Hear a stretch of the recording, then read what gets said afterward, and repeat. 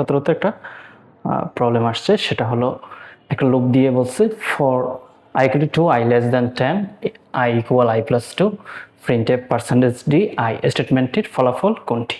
যখন স্টেটমেন্টের ফলাফল জিজ্ঞেস করবে তখনই বুঝে নিবা যে আসলে printf ফাংশনের ভিতরে যে ইনস্ট্রাকশন দেওয়া আছে সেটাকেই বোঝাচ্ছে। এখানে দেখো %d দেওয়া, তার মানে ইন্টিজার টাইপ একটা ভ্যালু আউটপুট আকারে দেখাবে। এখানে দেওয়া আছে যেহেতু কমা দিয়ে আই, তার মানে ওরা চাচ্ছে আই এর কি ভ্যালু প্রডিউস করবে এই লুপের মধ্যে। ওকে, দেখো এখন আই এর ভ্যালুটা স্টার্ট হয়েছে আই ইকুয়াল টু 2 থেকে, তাহলে স্টার্টিং ভ্যালুটা অবশ্যই 2। ঠিক আছে, তারপর দেখো তুমি কন্ডিশন কত পর্যন্ত যাবে, সেটা রেঞ্জ হলো 9 পর্যন্ত। লেস দেন 10 মানে সেটা 9 পর্যন্ত যাবে, 9-এর বাইরের আর যেতে পারবে না।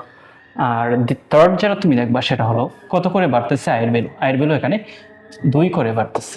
দ্যাট মিনস প্রথম সংখ্যাটা হবে 2, 2 করে বাড়ার কারণে পরবর্তী সংখ্যাটা হবে 4, তারপর 6, দেন 8, দেন 10।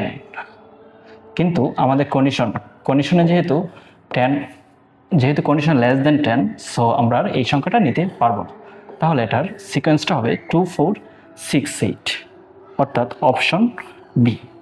তো আমরা রুফ রিলেটেড প্রবলেম আসলে আমরা এভাবে প্রথমে রেঞ্জটা সেট করার ট্রাই করব, দেন আমরা দেখবো যে আসলে কত করে বাড়বে সেটা।